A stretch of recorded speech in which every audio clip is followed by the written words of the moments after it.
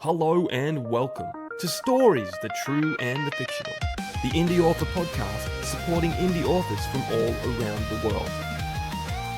This episode is brought to you by Rebecca Castles of the Rising Dawn series and Martin Kearns of the Valor of Valhalla series.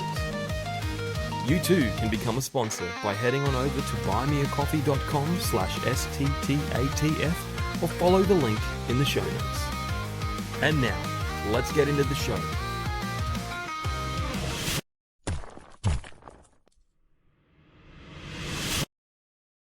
Warning. Listening to this episode may cause your TBRs to grow in size. Hello guys and welcome to a brand new episode of Stories, the True and the Fictional, the indie author podcast supporting indie authors from all around the world. I'm one of your hosts, J.A. Bryden. With me always is our resident reader, Ryan. How you going, Triple R? That's right. I am very, very good. Very good. I mentioned last week I was Resident Evil Ryan reader, something. But I am no longer. I finished Resident Evil Requiem, which was absolutely amazing.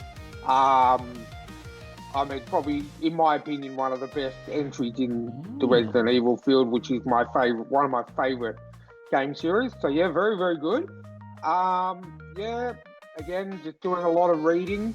I actually started the novella that I bought last night, believe it or not, from our guest last night, behind the scenes. We did an interview less than 12 hours ago. With Catherine DeVries. And I picked up her novella and I started it last night. I only read a little bit, but it is so good so far. Very good sci-fi, which is weird because I'm not a massive sci-fi fan, but I'm digging it. So very, very good. And interesting enough, spoiler alert behind the scenes, that episode's coming out after this one. So. Oh, there you go. Wow. You grabbed it in the future. I grabbed it in the future and I got in Dr. Emmett Brown's DeLorean that he left in my driveway. And I went and bought the book and I am reading it in the future. There you go. Excellent. Well, guys, remember to check out our sponsors, Rebecca Castles and Martin Kearns for the urban fantasy for Martin Kearns, the paranormal romance for Rebecca Castles. We also have honorary sponsors because they won our best read and best cover for 2025, and that's Alexander Robb with The Land of the Ill-Imagined for best cover, and Janelle Sheikey for The Clatterman. The Clatterman. So check that out, and she'll be on soon to talk about spiders, her new book. Buy Ryan's shirt. We do have some merch. Go down below into the links and the comments and all that stuff, and you'll find the links. Buy his shirt. Someone bought his shirt recently. I did not recognize the name, so we have a true fan. Yay! I asked my wife if she again bought another shirt because I got excited when the first shirt was sold, and it ended up being my wife, and she bought me this shirt. But I'm very grateful. But no, she didn't buy the second one, so now there is someone else living the dream. Yep. Without having to pay me royalties for that catchphrase. So I'm happy. Excellent. Well, we've rambled enough. Let's bring in our guest, the one and only Michael Vadney. Thank you for joining us. Hey folks, thank you so much for having me on, and I don't know if you guys can see me backstage, but I'm trying not to die during the shirt buying bit. That got me good. It's that's what we do. Look, I think a lot of people already know who you are. Because we've seen you around, but for those who may not know, who is Michael Vadney? Well, hello folks, I am Michael Vadney. I am the host of the Author Adjacent podcast and now author of Crownfall, a new adult noble dark fantasy. I'm very excited for it. I've been working on it for a while and have not shut up about it for about 4 years, so it's nice to finally put my money where my mouth is. That's it. Now, do you have to change the name of your podcast or YouTube channel now? Because you're not adjacent anymore. You're part of them. That is true, and I do address this. I addressed this in my newsletter. I finally started one, and in the very first one, I started talking about am I author adjacent anymore? And what I concluded with is yes, because especially going indie, Yeah. everyone who is an indie author is author adjacent because you are also a publisher, you are also a graphic designer, an advertiser, a small business owner. You're all these things, Yeah. but you're also an author. Yeah. Technicality. But I Yeah. like Yeah. it. But I like it. Then the nice thing about it is like I started the show because I didn't feel like I was an author yet, and Yeah. that's why I called it that. I got the name from my wife, which you will see as like a reoccurring theme within a lot of things that I say. My wife is a huge inspiration for a lot of things that I do and a great encourager in my life. But we came up with the name, and it was because I didn't feel like an author yet. Yeah. And now I finally do. I finally have a book out Yeah. and with like pre-orders and everything, and it's super exciting to finally see it like getting into people's hands. Yeah, that's cool. So have you found out doing the author adjacent interviews and all that stuff that you're learning a lot more from other authors? Like you've just Oh yeah, like it's just that helped you was in a lot of ways. yeah, it was an unexpected boon that I was not ex like I knew I was going to learn something. I Yeah. didn't realize how much. Hmm. Because like talking with other writers and stuff like that and other authors, it's they want to talk about stories, they want to talk about the nuts and bolts of it, and I think Yeah. a lot of that is because so much of writing is very solitary. So Yeah. when you finally get into a room with somebody that also has that interest, you're like, Yeah. yes, word vomit all of my knowledge. Yeah. Oh, yes, you word Yeah. vomit Yeah. back. This is so exciting. Yeah. Which is strange because a lot of authors are really introverted. They're like in the corner, you know? Yeah. Well, Yeah. I mean, even me, who I'm not, unfortunately, I'm not. I guess I don't pay enough attention. I get distracted, so I can't write. I'd love to write a book, but I lose interest in that side of things quickly. But even me as a reader, I read like at least 3 to 4 hours a day. So I am a sponge. I soak in all the books, Mm. and I guess that's why me and Jamie on this podcast work well, because he's the writer, I'm the reader. I read everything he Yeah. writes. I read everything everyone writes. But even me being a reader, I've learned so much in doing this podcast for the last 4 to 5 years about the author's process and about Mhm. how you guys have to go and how great it is to be able to be an indie author, but also how much work has to go into it. Like you say, you have to do marketing, you have to do, you're a small business, you're a writer, you're a promoter, you're everything. So I have so much respect for indie authors for all the hard work that they have to go through. Thank you, Ryan. Like that's the big trade-off that you make with going indie is like, yes, you get all the creative control, you get to make all the decisions, but it's also you have to make all the decisions. Yeah. No one is going to push it forward for you. You have to be the driving force behind your own success. Yeah. Yeah, exactly. Well, all I can say is Ryan is the true author adjacent now. I am. I am. I have taken the mantle of author adjacent. I bow it down to you. All right. We have a tradition here on the podcast, icebreaker questions. Even though I feel like we're hitting it off already, but we have these questions. I'm ready. The reason we do these is because we want our audience to get to know you on a more personal level, and then they will most definitely buy your books because they like you, you know? That's a great way to market. So I remember that I'm going first this time, Ryan, because we recorded last night. So my memory's fresh. I'm glad you were able to remember that. Yes. I've got selective memory. So it's got to make writing really hard. You have no idea. So we've had way too many political and selfless answers with all these. So we've kind of set a rule now. Okay. So we want you to be selfish. We want to get to know you. Essentially, there's the short version is pet peeves is what we're really looking for. But Ryan likes to set the world up like there's no wars, there's no poverty. Everyone has the same money. The politicians are really nice and say what they do and do what they say. You know, it's almost like a Star Trek utopia.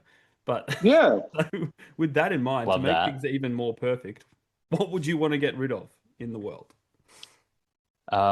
People's inability to use turn signals. Yes. Apparently, everyone's wrists are broken as soon as they Yeah. get onto the road and Yeah. magically heal as soon as they get out of their car. Yeah. But like me driving is, my wife calls it the second meanest Michael in existence is me behind a car because it is just so easy to tell people like, hey, I'm going over this way. Yeah. We're all just trying to get to our destination as safely as possible. Yeah. So I'm going to let you know that I'm driving this 2-ton vehicle at 60 miles per hour and I'm going to move into this spot. Yeah. Great. Let's Yeah. do that so Yeah. that we all don't die. Yeah. It's ridiculous to me that people don't do that. So I would say if I can get rid of anything, it's people's inability to use turn signals. I definitely agree. I haven't driven for about a year and a half now, but I used to be an Uber driver for about 10 years. I used to Oh do it wow. part-time, and then I started doing it full-time for a little while too. And yes, people do not know, or they put it on as they're almost Halfway finished, through the turn. Yes. which is not what the turn signal is meant for. It Nope. is meant for, Yeah. the ability to let people know so that they don't Yeah. accidentally run into you. Yeah. So you 100% get behind that and agree with that 1,000,000,000%. Mm. I like. I'm a firm believer that you should be putting on your turn signal before you touch your brakes to slow down to turn. Mm. Like that's the mark is like you Yeah. put on your turn signal, then you hit your brakes, then you turn. There's so much red flagging of letting me know, Yeah. oh, you're about to get in my way. Great. Mhm. Yeah, because they've got to give you time to slow down as well, especially if you're on like a freeway or a highway or a motorway where you're going. Yep. You know, ours are, I think, maxed out at our motorways at about 110 kilometers per Yeah. hour. So I don't know what that Yeah. works out per hour, but that's fast. And if you're just going to merge over without indicating, and you got two vehicles going at that speed, that does Yeah. not equal happiness. Yeah, and I live in Texas in the United States, and Texas has some of the faster highways in the United States. So 110 kilometers per hour is roughly 68 miles per hour. And here we have highways that go up to like 75 miles per hour. So Okay, we'll go pretty fast. So it's Mhm. really important that you tell me where you're going. exactly, Yeah. exactly. So, And also, I'm curious about something that you said. You're the second meanest Michael. Who is the first meanest Michael?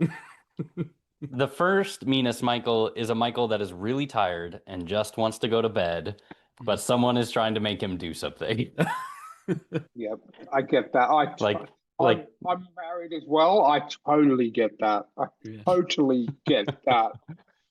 I think no, my wife's pretty good, but there have been times where I've been up doing interviews or whatever, or I've been working and I come home and I just want to get into bed. She's like, "Can you get me some water or can you make me something to eat?" And I'm just like, yeah. "Yes, of course I will because I love you, but I just want to get into bed and sleep." Yep. Yeah, and I am a diehard morning person. Like I am up at 5 a.m. most days. So when I'm ready to go to bed, I am ready. It has been an exhausting day where I've done a bunch of things. I am ready to do that. Yeah. And everything my wife brings me to do that's like, hey, we need to do this, like she is 100% right. I'm the asshole in this situation. I will totally understand that in retrospect. Mm. But in that moment, I need to get to bed. Yep, 100%. I totally agree. So I think we're on the same page with that pet peeve, and You with and me, also Ryan. definitely, man, definitely. Author adjacent. Exactly. All right. Well, question number 2 is: what is something that's on your bucket list? Well, becoming an author was on my bucket list. I am now there. It's super exciting.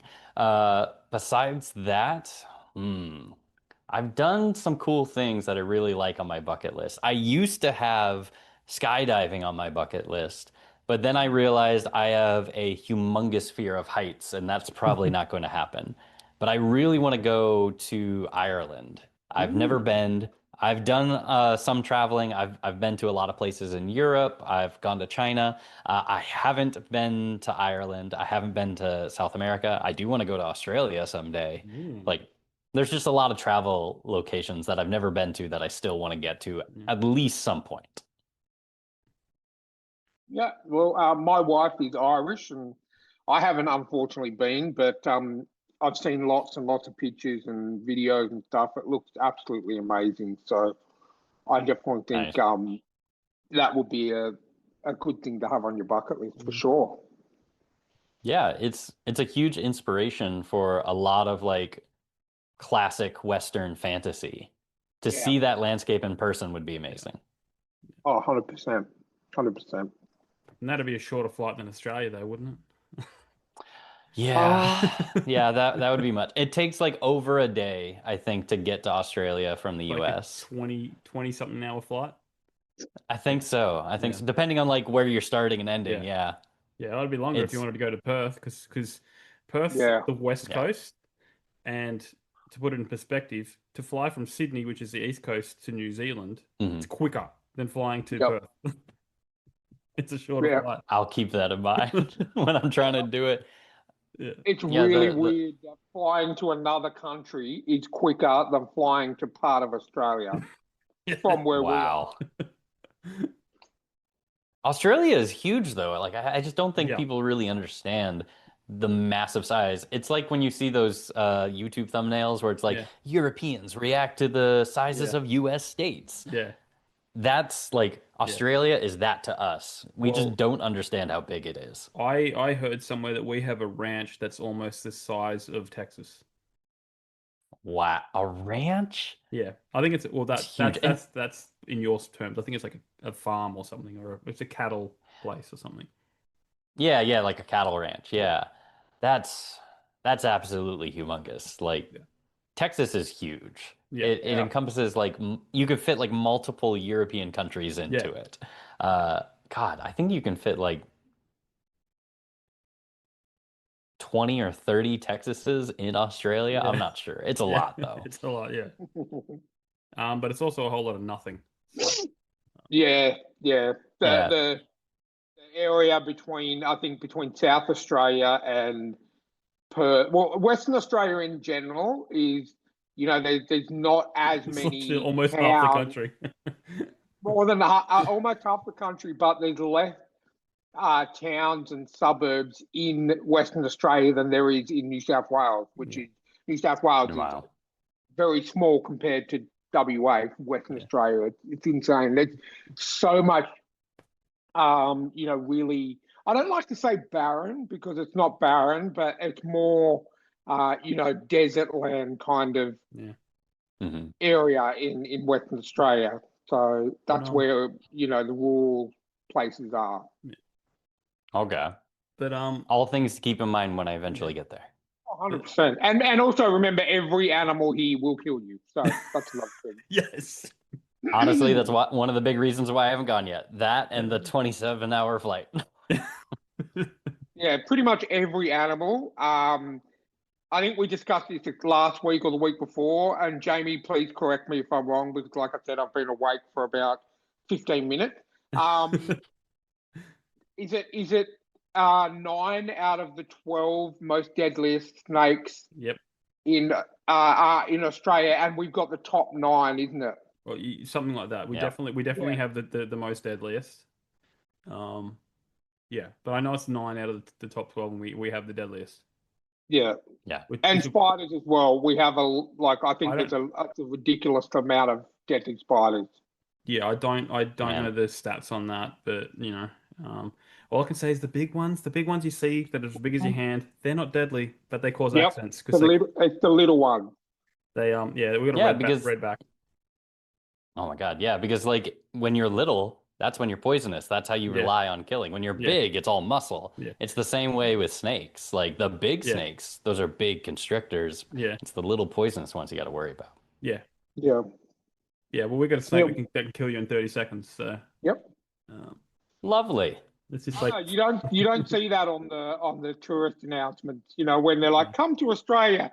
I mean, Yep. if they wanted to be realistic, It'd be like, come to Australia, but make sure you wear a full bodysuit at all times. Because a lot of animals, even our kangaroos, like we have in Australia, there's two main types of kangaroos. There's the grey kangaroo, and they're the ones you'll see in, your zoos and your wildlife parks where you can feed them and you can sometimes pet them and they're lovely. And, they're the ones that are on the tourist ad.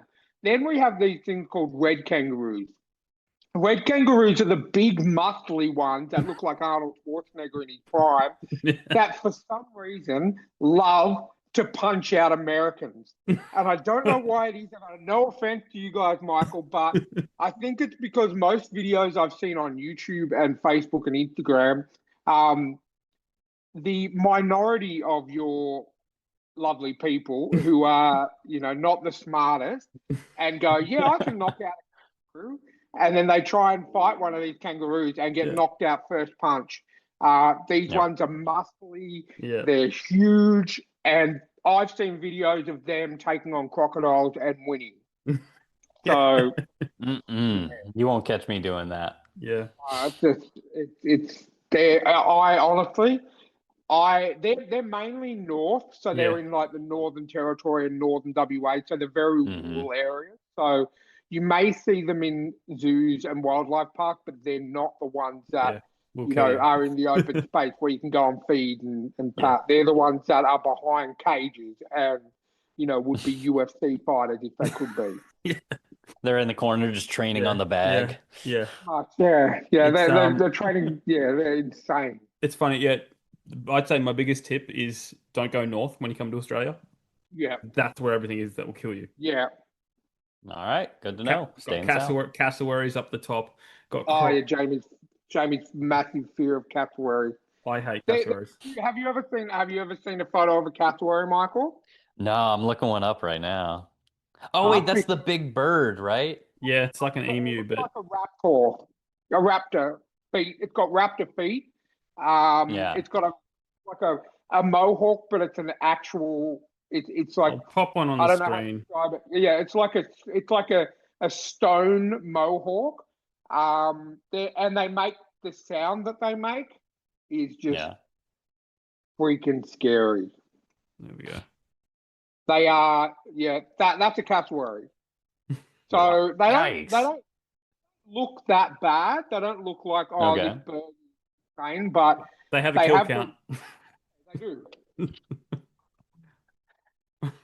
I am a little alarmed. How big do they get? Because those mitts look like they could just palm me. There's three types of them. Like you got like a dwarf one, which is like 4 feet high or whatever. But I think they get to almost 6 feet tall. Mm-hmm.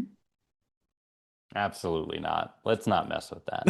It is literally a dinosaur. The first time I saw one, I was in a zoo, and it just it did the Velociraptor thing. Like it's just its head just emerged from the thing. It was like clever girl. I'm just. Man. The that sounds that they make is it's kind of like a loud version of the Predator talk from the movie Predator. Oh my god! Man, I think I've never seen one in the wild. I've only ever seen one in Taronga Zoo, which is a big zoo in Sydney. So they're very scary. Yeah, it sounds like you don't want to see one in person. So, like I good said, job. You're succeeding. Don't go north. That's all I'm saying. Don't go north, and you'll be right. I'll keep that in mind when I make my travel plans. Right. Now that the tourism part of the podcast is over, let's get to the next question. It comes with a visual aid, and and it was weird last night. We actually don't interview many Australian authors because we just don't get them. They don't reach out or whatever. Mm-hmm. It's mainly, you guys from the States or people from the UK or whatever that might be. Canada. Mm-hmm. So we normally say when Jamie brings up this visual aid, you guys will be very familiar with it. Mm. It's something that you guys know a lot about in America because it is the Mount Rushmore. Yes, it is. Yeah, there it is. So who are these presidents? No, that's not the question. The question is, what is your Mount Rushmore of television shows or streaming shows? 4 shows that you would want to put up there to say that 4 of the best. 4 of like the best. All And right, that's Yours- personally. That's personally, like to you. You don't have to. yes, my favorites. Yeah. So number 1, very easily. These are in no particular order, but I'm gonna say numbers as I go. Definitely first would be Firefly. Yes. Like yes. huge fan. The writing is so good and witty, and it's just a bunch of snappy comebacks between all the characters. Yeah. Absolutely love it. And one of the things I really love about that show is that every character has a unique relationship with all the other characters. Yeah. So who Mal is to one character is not the same as who he is to everyone else. Yeah. And I'm really looking forward to whatever the heck announcement that they've Yeah. been building Yes, up I on was the gonna ask you internet. about that. I want to know. Yeah. I was gonna ask that because we've been kind of sharing them in our group chat because we're all massive Firefly fans.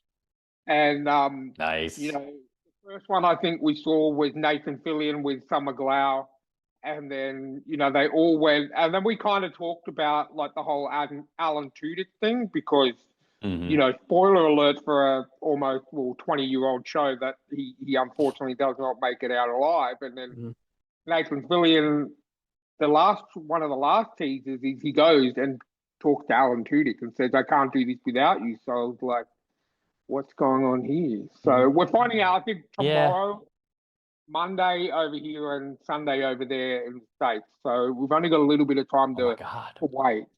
Yeah. By the time this comes out, we may already know. Oh, okay. Well, do we want to play predictions? Do we want to play predictions? I'm gonna say they're doing what they do with most shows lately, like with Scrubs and with a lot of shows. I'm gonna say that they're gonna do at least another series because I mean the amount of online fan hatred because it got cancelled after one season. Is I'm gonna say that we're gonna get another at least another one series. Well, do you think they're going to ignore the movie then? Yes, 100%. I mean, the movie was good, but I think it's just going to ignore the movie. I'm going to think, that is just going to be its own thing. Yeah. This may be sacrilegious, but I hope you're wrong. And I say that with a lot of love because I think most of the actors, they're not the same people anymore. And then that would be really hard to play those characters again. Yeah. Like, it has been a very long time. But the second best thing that I think could happen is if they voice act those characters in some kind of animated show. See, I was thinking that's where my head was going. Maybe they'll do an animated series or an animated movie or something. I think that would do amazing. Like, it's a way to bring all the actors back with that same kind of like relationships between each other, and hopefully that like snappy dialogue coming back too, without having to worry about like how old everybody is and everything, how long it's been since they've been these characters. I think it'd be dope. I'd watch it. You don't want to de-age them with the CGI that they always do? I'm not a fan of it. I remember when they did it to Robert Downey Jr. and Iron Man. I'm like, this just looks weird. Well, the first time they did it, I remember seeing it was Tron. They did a Tron movie probably 15 years ago with Jeff Bridges. Yep. And that was weird.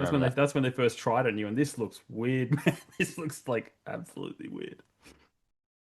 Yeah, overly CGI'd people just in general. It's that uncanny valley of just like, there's something really disturbing about this. Yeah. We just lost Ryan, which means his internet cut out. That's all right. He'll return. I believe he will in return. You believe in him. Summon him. I bring forth the Ryan. Yeah. No, I love Nathan Fillion. It'd be great if he just showed up. Yeah. I watched a little bit of his show, his new one, the cop show. Rookie? Yeah. Surprisingly funny. Yeah. Castle was pretty good too. I like Castle.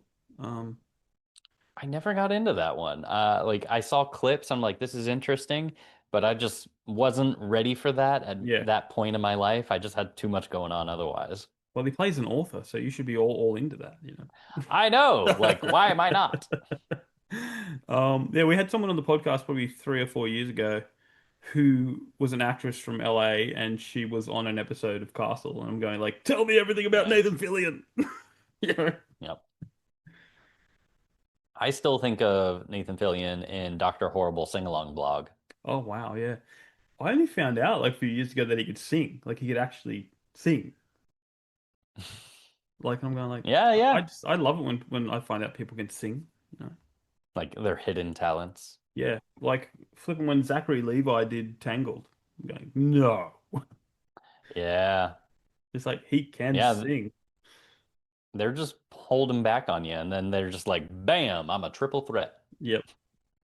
Oh, you always find out on the TV shows that do the musical episodes. You know, you Yep. go, okay, Speaking of Scrubs and such, yes, that's my favorite musical a episode lot of of all good time. ones. Um, It's a really good one. They it- pulled out all the stops on that. the because they got someone from Broadway to play the guest, and a lot of Broadway people writing it. So Wow, it's like we're gonna make this professional. Um, that's smart. did you ever? I'm a big musical and theater fan, so anytime a show does that, like especially when it's that like sitcom kind of situation, like How I Met Your Mother and Yep. Scrubs and stuff like that, it's always a good time. Yeah. Ryan's back. But have you ever watched a show called Gallivant? Gallivant. I don't think I have. You need to watch that show. It's on Disney Plus if you've got that. It it was a show that was written for Zachary Levi because the people from Tangled did so Alan Menken worked on this show, and it's like Disney for Hmm. adults. It's like a fourth wall breaking um medieval fantasy where they sing Hmm. randomly sing songs, and it's got, random guest appearances from Weird Al Yankovic, Ricky Gervais, um, Kylie Minogue. Kylie Minogue in an episode. Um, I'm definitely gonna have to it's check that it's out. That looks awesome. yeah, it's only 18 episodes. You can watch it in a day. It is so good. Yeah, Jamie recommended it to me. I think we watched one. I was at his place. We watched 1 or 2 episodes, and then I went home and watched all of it. This was before. I think it was before Disney Plus came out in Australia, which is where it's Yeah, currently streaming. yeah. Hmm. But luckily, Jamie had the The DVDs and he DVD. lent them to me. Nice. And yeah, it was so good. I watched the first season in one day and watched the second season the next day. It was so good. Yeah. You'll love it. As a musical fan, you will Yeah. absolutely adore it. I'm gonna say this looks like right up my alley. Yeah, yeah, like it was one of those hidden gems that came out about 10 years ago. And I remember meeting one of the actors, Timothy Omenson, I think, if you know. Did you ever watch a show called Psych? I didn't. My wife watched a lot of Yeah. that, but Well, I did not get into it. he was a cop from that. But yeah, so I met King Richard.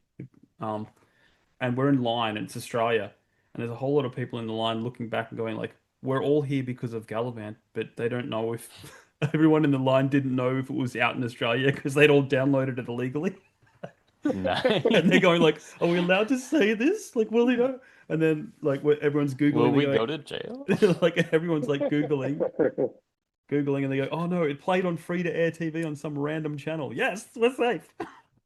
We can claim it. We can claim it. Yeah. No, he was a great guy.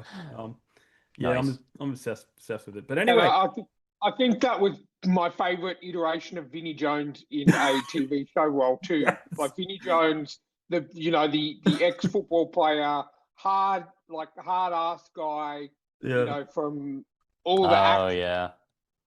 from Mean Machine, and he plays King Richard's like head of security, I guess you'd call him. Or like his protection, Hmm. He's yeah, protector. That is Vinnie Jones. He is absolutely yeah. hilarious He's in that just like, show. everybody sing. Yeah, it's so funny. It's And then so in funny. and then in season 2 he sings a love song.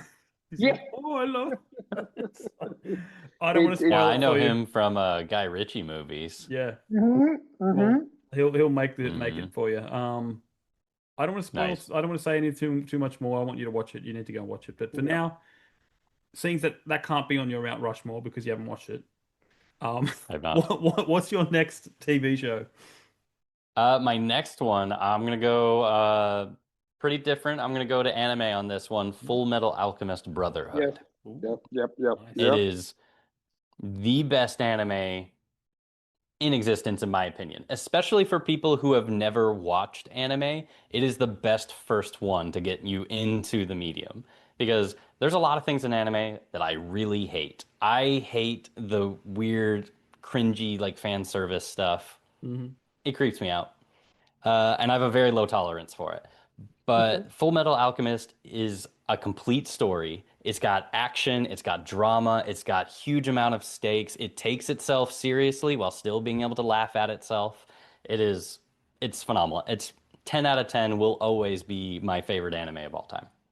Cool. And that has been. I'm a big anime fan as well, Jamie. Not so much, but correct me if I'm wrong. Full Metal Alchemist is one of the older animes that's been out for quite a while. I remember I grew up on, Dragon Ball Z, Neon Genesis Evolution, and I'm pretty sure Full Metal Alchemist I watched around the same time. Is that right? Did it come out around that time? So the original, so there was Full Metal Alchemist that came out in 2003. And then there was Full Metal Alchemist Brotherhood that came out in 2009. Yeah. And the big difference between those is just that the source material, the manga, the 2003 version, caught up to the manga when the manga wasn't done yet. And they're like, we're going to make up the story as we go. And it's very different. The Brotherhood, the 2009 version, perfect. Okay. I'm going to have to. I don't think I've seen Brotherhood. I do remember watching the original back when because 2003 was about right. I finished school in 2000, so that makes sense. But so I loved the 2003 version, and then I watched Brotherhood. And I was like, this is about 10 times better. It's so good. Check it out. I will. I've just sort of in the last 2-3 years discovered we have Crunchyroll over here, and that had pretty much all. I'm a massive horror fan, so I love the horror anime. Attack on Titan, Death Note, Hellsing, all that kind of stuff. But I also branch out. Like I do like My Hero Academia, and I've recently gotten into One Piece because of our friend Chris, and also the Netflix live action TV show, which I absolutely love. But I'll have to check out Full Metal Alchemist. I'm pretty sure that's on Crunchyroll over here too, so I'll check it out. Oh yeah, it will definitely be on there. You will not be disappointed. Some of it will be familiar, but there's going to be a lot of new stuff. Awesome. Oh, I love getting new anime recommendations. Not everyone likes anime, so I appreciate that. I'll put that on my list. I got you. All right. Next one. So, I guess, God, now we're getting hard. This might be too umbrella, but I'm going to throw it out there. I'm just going to say Star Trek in general, because I didn't watch Star Trek growing up at all. I never touched it until just a few years ago for the first time. I watched Star Trek Voyager with Captain Janeway was my first one.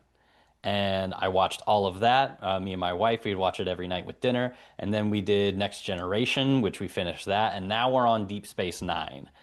We also took a break and did Lower Decks, which I will say, Star Trek Lower Decks is a gem in a lot of ways. And I'm very excited to rewatch that at some point because they have a joke in that series, in that show, pretty much every 3 seconds. And the jokes hit 3 levels. There's the surface level joke that everybody will understand, and it's super fun.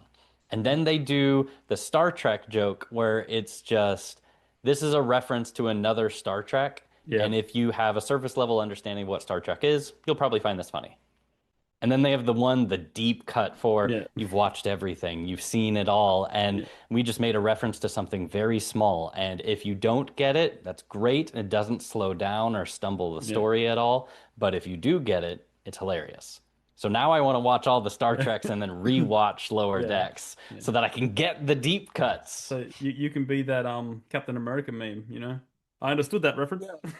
Yeah. Yeah, exactly that. Exactly that. Yeah. Well, Ah, that's man.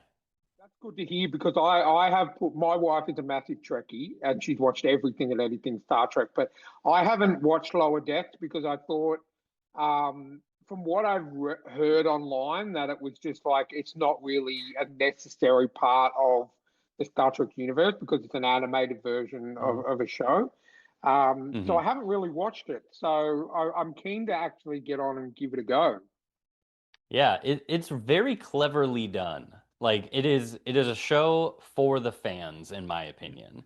And it also has just like really good writing in it. There's this one line. The reason I started watching it with my wife is because we watched the trailer, and then there's this line is I was stuck in a sentient cave for a week. That's a dark place that knows things. And that line just made me laugh immediately. And I'm like, all right, I'm in. Let's try this. And we watched the whole thing. I'm like, this is good. I'm pleasantly surprised on the quality of this story. That's such a dad joke, and like I love it. I love it. That's awesome. That's awesome. I'm 100% there for that kind of humor. Yeah. Cool. All right, bring us home. Oh God, fourth one. I have to think of a fourth one. The fourth is Um, always the hardest. It's always the hardest. yeah, I'm actually gonna pull out Supernatural on this one. Ooh, tension. Yes, and I will say this, saying that I have not finished the series. Me too. I hear that they, Me too. yeah, I hear that they ended the show very well in a satisfying way. Good for them. But there was a point where the show just got kind of too ridiculous for me, Yeah. where it was just, okay, there's another threat, then there's Yeah. another threat, then there's another Yeah. threat. And I'm like, all right, you're kind of losing me. Like, and for Yeah. me, it was the point where the Leviathans came in. Like, soon as we hit the season where the Leviathans come in, I don't know how much of the show you guys have seen, but that's like the big bad of that Yeah. season. And I watched the first two episodes of that season. I went, you know what? I never have to watch this show ever again. I'm good. Yeah. Ryan's making his Ryan face because I have to say Yeah, this every time. because you know what? You know what? Like I actually really like the Leviathans, and as it gets further into that season, I get what you Yeah. mean. I know exactly what part you're talking about, and I get it. But I'm one of those. I'm a tragic, right? So I'm the only one out of our friend group that kept watching the Marvel movies, and no Mm. matter how bad they got, and mind you, now they're getting a lot better. Um, but there was that lull after the Infinity Saga where it kind of went downhill a little bit, the multiverse saga. But I Yeah. still went to the cinema and watched every single one. So the guys make fun of me a lot because they say whatever I rate a movie, take 3 points off it, like out of 10. So if I rate something 7 out of 10, it's actually a 4 out of 10 because I'm generous. So with Supernatural, I too have not finished it, and it's not because I stopped liking it. It's just because it came out at a time where I was working 7 days a week, and I had Yeah. no time. I had little time to watch anything of Except my for Law own. and Order. Except for Law and Order. Don't you dare besmirch Law and Order. Law and Order is one of the few shows that I watch every week for 20 something years because I love Law and Order. I actually watched Oops, I set the him only off. two shows that are going at the moment are the main Law and Order and Law and Order SVU. And I Yeah. just watched the current shows yesterday. So shut up, Jamie, about that. But I've watched a Supernatural. lot of Law and Order growing up. Oh, look, it's funny, Jane. I haven't watched Star Trek Strange New World, and I say to Jamie because it's too much of a commitment because there's 4 seasons or 3 seasons. 30 episodes. But in saying that, like 4 months ago, I recently restarted watching Law and Order from the start, and that is 27 seasons. So that's a commitment issue. But anyway, Supernatural. Yes. When Jamie and our friend Chris sort of fell off at the end of season 5, where they kind of changed the whole writing team, I kept going. Mhm. Like there was a season, I'm not sure if this is after the Leviathan, but there's a season where they focus on the alphas, so like the alpha vampire, the alpha werewolf, the alpha everything, Yeah. which I thought was great.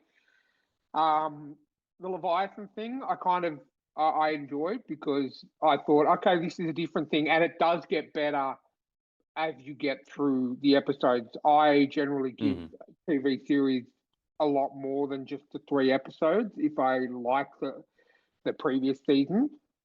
So I did stick with Supernatural. I think I got to season 8, and then I started working like 7 days a week, and I just fell off. And I've been meaning to go back to it.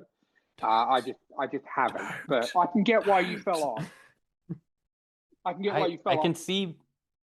Yeah, one, you clearly have a lot of like show loyalty. Yes, I have very little. Yeah. Like if I am like, I watched like 5 or 6 seasons of Supernatural, and I love Supernatural. It is great writing. The Rabbit Foot episode is still my favorite episode to this day. And my wife and I will just look at each other and just be, my shoe. Yeah. Just as a reference to it for each other, because it's just so funny. It's a great show. They did a lot of things really well. Yep. But I have very low show loyalty. So if you have 3 or 4 episodes in a row that are just like very meh or bad to me, I'm gonna stop watching because I got shit to do. So I'm gonna spend my limited TV time focused on things that I'm actually enjoying. Yeah. That being said, I have noticed a trend with Star Treks that the first season is always really bad. Wow. And I got to muscle through all of those. Yeah. I think it's because it came out because the original, like even my favorite Star Trek show is Next Gen. 100%. I love Jean-Luc Picard. He's my favorite captain. Even though I do like Voyager is a close second. Voyager is so good. Captain Janeway, she is such. I have a lot of respect for that, and I'm like you. I came into Star Trek late. I came into Star Trek, about say 7 years ago, because my wife is like, you have to watch this. But yeah, I think it's because most of it was made like late 80s, early 90s, and back then, and especially for a sci-fi show, they didn't have the technology to make TV it. was very different. Yeah, exactly. It's not like it is now, like with the new shows like Starfleet Academy or Strange New Worlds or Discovery or anything, where they have massive budgets and CGI and everything. Yeah. I think it's because the technology wasn't up to par back when they were first made, and as the shows get on, they're like, okay, this is going well. We're going to give it more budget, and we're going to make it better, and we're going to give it better writing. And I think a lot of shows like back in the late 80s, early 90s have that problem with the first season. Yeah. No, that makes a lot of sense. And like, I'm glad I stick with it, but it's rough in that first season. It is. Definitely. You got to force your way through it. Yeah. Or do what our friend Chris does. Our friend Chris did a rewatch. He said, I rewatched Stargate SG-1, and it was like in less than a month. I'm going, no, you didn't. You skipped a whole lot of stuff. Oh yeah, I only watched the key moment episodes. I'm going 22 episodes in the season. Yeah. They do a lot of filler episodes. A lot of them are really good. It's just like, we need to do a bottle episode to save budget or whatever. And he's just like, he probably watched like 10 episodes in the season. Yeah. It's like, that's another show like Star Trek where people have been like, it's really good, like it's phenomenal, you got to check it out. I'm like, yeah, I probably will. Someday. I was talking that's with a lot of episodes. Yeah, I was talking with a mate recently, and we're going like, I think it's the kind of show you had to be there when it came out. To really appreciate it. Yeah. Because I watched an episode yesterday, and it was really cool. But it's low res, and it's everything looks like Canada. This is why I always reckon a lot of people should jump on Stargate Atlantis, because it's a completely different landscape. It's more horror based, different aliens. Oh wow. Yeah, Atlantis was really good, but then it turned into the last season was basically everyone else's contracts are running out on the other Stargate shows. So everyone's coming to Atlantis. It's like, oh, you're coming here, everyone's turning up. And it's just like, okay. It's the dream team. Yeah. Well, that was like me. These guys tried to, like, Jamie and Chris absolutely love, and Mike actually absolutely loves Stargate, and I'd watched the movie a few times, which I absolutely love. And you know, I think like 3 years ago they're like, you have to watch it. They physically made me watch it, and I'm like, okay. So I watched the movie again. I'm like, this is amazing. I watched the first couple of episodes of you know, Stargate, the Prime show. I'm like, okay, this is good. And I got to episode 12 and I'm like, I am so tired of seeing the same forest in Canada as every different planet just shot from a different angle. And I'm like, it just was too repetitive for me. And with 22 episodes a season, I just could not get into it. Yep. You're missing all the Every love. show is not for every person. Oh. And I'm not a massive sci-fi guy anyway. Like I've watched all the Star Wars movies, except for The Last Jedi. I can never get through that, but that's another podcast episode. I've watched all the Star Trek movies now. You know, I don't mind sci-fi. I'm all for it, but I just can't watch 10 seasons of 22 episodes of sci-fi and be excited about it. I just really can't. You know, give me 30, 40 seasons of Law and Order, and I'm your man. I'm there. I know all about it. I'm down for Law and Order. You know, I make my cats do the little dance when they're playing the intro music. I can pretty much do all the intro music humming off by heart, but yeah, I just can't get into a lot of sci-fi. It's and okay. It is a big commitment. You don't have to like good things, Ryan. It's okay. You don't have to like Also, and the guys make fun of me for this, I'm a massive wrestling fan as well. So I make fun of you for that. 13 hours of wrestling a week that I have to watch. And it's only now that I'm not working that I'm not working that I'm actually able to watch it all live and not having to binge 40 hours before the monthly pay-per-view to make sure I know what's going on. But nice. Yeah, so I have to watch 13 hours of wrestling a week. This is why Ryan is so busy. Wrestling and 27 seasons of Law and Order. No, that's just 27 seasons of the main season. Then you've got 28 seasons of SVU. You've got 10 seasons of Criminal Intent. You've got 5 seasons of Organised Crime. And then you've got the Toronto Criminal Intent, which is 3 seasons. Then you've got the UK version of Law and Order, which is another 15 seasons. So, I mean, come and see me when you've done that. All off the dome. Nice. You know what? I've watched every episode of every show up until the ones that were released on Thursday night over in the States and Friday night in Australia. So I'm down, man. I could be a lawyer. I could be a lawyer. That much information I know. You're going to get in trouble with the law and be like, Your Honor, I'm going to represent myself. Yeah, I have 30 years of experience. Exactly. I'm going to refer you back to Law and Order Season 3, Episode 7 for my argument. Here you go. 10-minute mark, 30 seconds. He's going to walk around with a tape deck that whenever he walks through a door, it goes, gung, I'm for this. I'm very for this. Ask the next question, Ryan. Ask the next question. I know. We're only 55 minutes into the episode and we haven't got to the end of it. So, we haven't even talked about your book. I'm sorry. We're jabbering. It's our fault. And I've had too much energy drink, so I'm good. All right, question number 4 is, what is your zombie apocalypse plan? My zombie apocalypse plan is, so like I said, I live in United States in Texas. I am going to travel.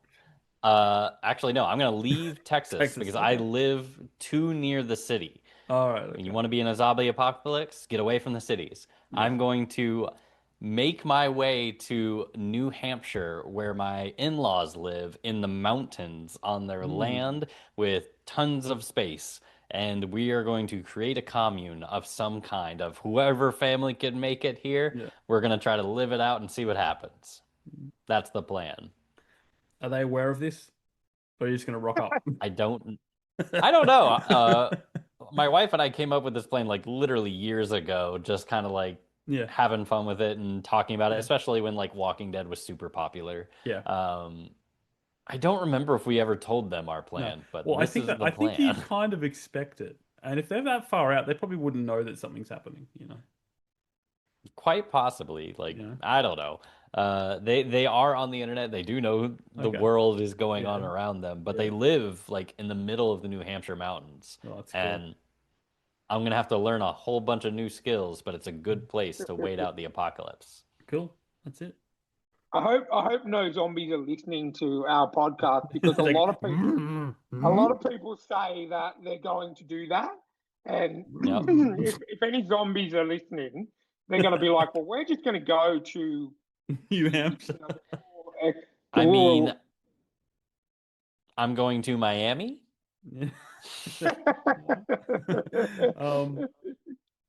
It'd be funny if there's someone out there working on a zombie virus that programs them to leave the cities. Yeah. Yeah. That would be weird. That would be weird, you know. Get like an Attack on Titan situation, just wall off all the cities. Yes, yeah. And at least you won't have the massive titans that are going to come and crush those walls, because I honestly don't think there's an episode of that show where some sort of wall does not get broken down. And I'm like, why do you keep building these walls? The titans are too big, and they're just going to step into it and break it every single episode. Because the next wall will do its job. The next wall will do its job. Oh, yeah, but it never does. Spoiler alert, it never does. They're just trying to keep the people busy with construction jobs. It's like the wall gets broken down. We pay people to put it back up. They get to buy food and pay their taxes. Yeah, I get that. It's just like, you know, subverting their expectations, you know, like the Ryan Johnson way of subverting expectations. Just build the wall and take your mind off the massive titans that are coming to devour us all. Don't worry about it. Yeah. All right. The last icebreaker question. We got there in an hour, but we got there. That's how you know it's going to be a good episode, when we can't stop talking. Spend an hour before we talk about your books. Yeah. Nice. All right. Dr. Emmett Brown leaves his DeLorean parked in your driveway. Where or when are you going? Ooh. I have a follow-up question. This is the DeLorean, so I assume time is not deterministic. I can change things. It's but also you can only, like, we get a lot of people, and there's a lot of, and I say this with love, selfish people out there that, you know, do the whole, if you've got, I give you one wish, I'm going to wish for 3 more wishes. You know what I mean? Like, you can because plutonium is very hard to come by. Not really, but yes, it is. Back in the 90s or 80s when the movie came out, you can only have one trip, and you can only come back exactly where you left. So if you don't want to mess with anything, you're fine, but you do have the ability to change time if you like. Yeah. Ooh, okay. I'm actually gonna give like kind of really real answer here. I would go back in time and visit myself and just tell myself that, hey, everything is going to work out. Don't worry so much. And start writing right now. Yeah. Nice. Lovely. Yeah. So it's like a nice version of Biff, old man Biff visiting young Biff, but a nice version. Like, not going back and finding out the results of sports, or going telling yourself, you know, in the 90s, buy stock in Google or something like that, you know. Maybe I'll slip that in too. That'd be nice. A couple of buy Bitcoin. Buy Bitcoin. Oh God, and sell it quickly. Don't hold on to it till it tanks.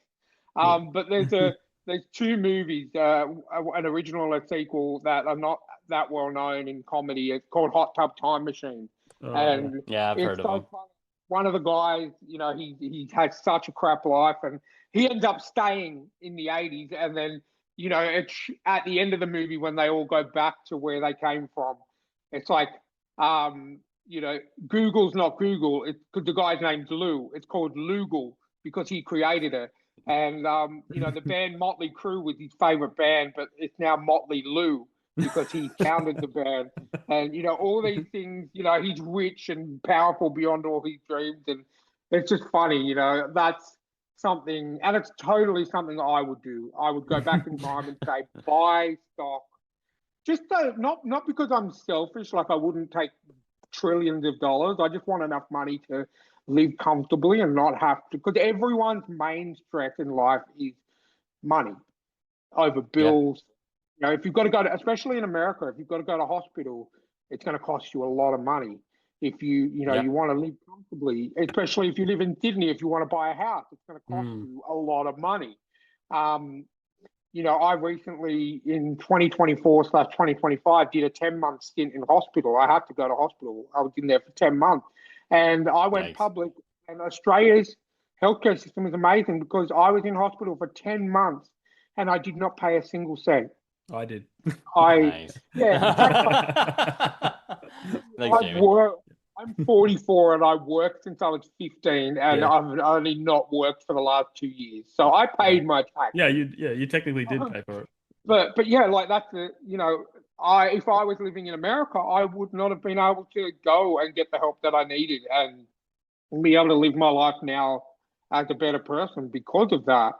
And I think I would just make enough, go back and just tell myself, just do this, but only make enough money so you can live comfortably. So I could own my own house. So I had a chunk of savings just in case something went wrong. You know what I mean? Like, I don't want to be insanely rich. I just want to be comfortable and not have the stress and anxiety that everyone has nowadays because of money.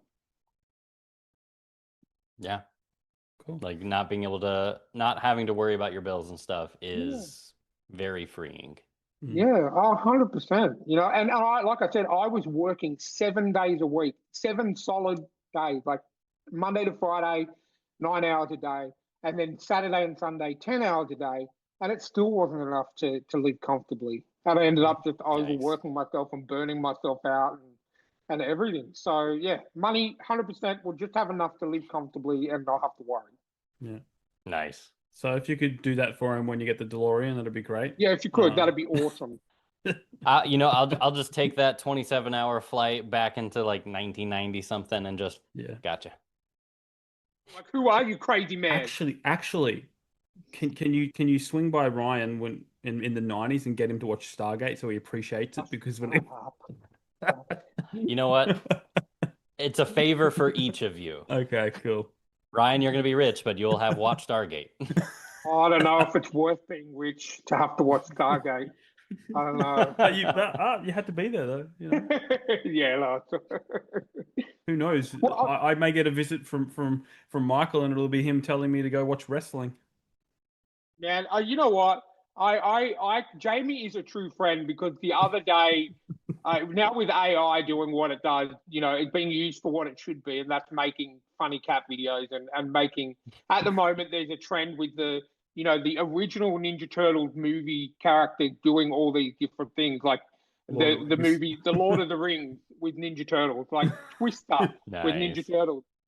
But there was an AI video of the Ninja Turtles in the WWE in Raw, like the Monday night show, Monday Night Raw, and I sent it to Jamie. And you would watch wrestling if it was like this, and he actually said to me, because he's my friend, if I asked him to watch wrestling, he would watch it. That's how much of a good friend Jamie is, because I know how big a commitment it is to watch wrestling. But too busy writing, man. Too busy writing. Yeah, exactly. I feel that. Anyway, thank you for sticking around long enough for us to finally talk about you and your writing. That's the end of the episode. Thanks for joining us, Michael. Thanks for having me, everybody. Goodbye. So the first question off the bat is, what is your author origin story? How'd you get into it? How'd you get to this point where you've got a book coming out? Yeah, so I have loved stories for most of my life. It's a classic story. You've probably heard a million different versions of it that you just fell in love with reading very early on, tried writing off and on for many years, never really did anything with it. And then I read the Lycanius trilogy as I was getting into like my late 20s. And I got through the trilogy. I love that series. It is an excellent mix of what could be considered like close to typical medieval fantasy, but there's time travel. And I was like, holy shit, that's awesome. And then I was reading about James Islington. I never know if it's Islington or Islington. I'm going to go with Islington. I think that's right. But I was reading his bio, and it was talking about how he started writing around the time he turned 30. And I'm getting into my late 20s, and I'm approaching 30, and I'm like, it's not too late. I could do this. Which to me now feels like the dumbest thought to have. It is never too late Yeah. to start writing. Like, if you want to do it and you are 62, go for it. Like, there is still time. But yeah, I did that, and I was like, okay, I'm gonna write a book. I've always wanted to, but it's not gonna happen unless I actually do it.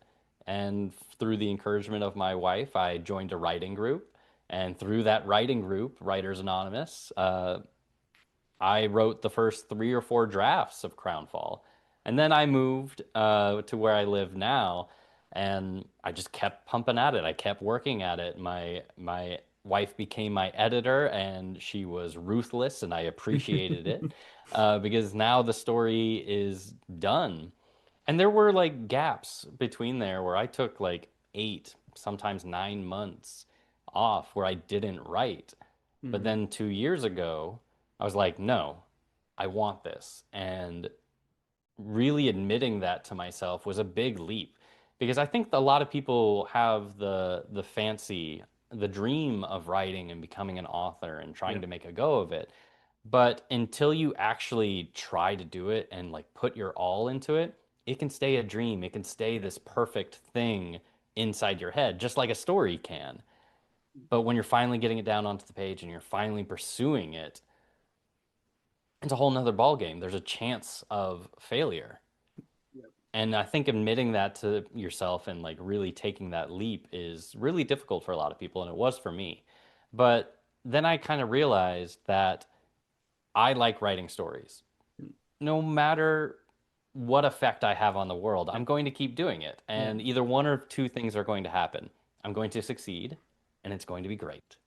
Or I'm going to die, and I don't care because I'll be dead. Yeah.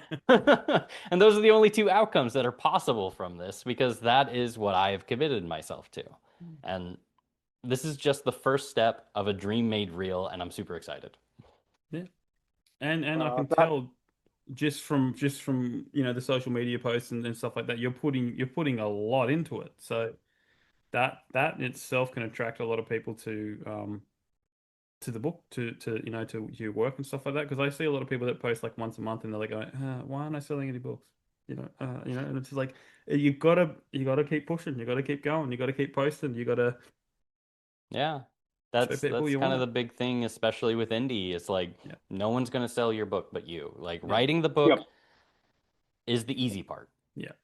And that sucks to say because I just finished writing it and like, man, that was hard.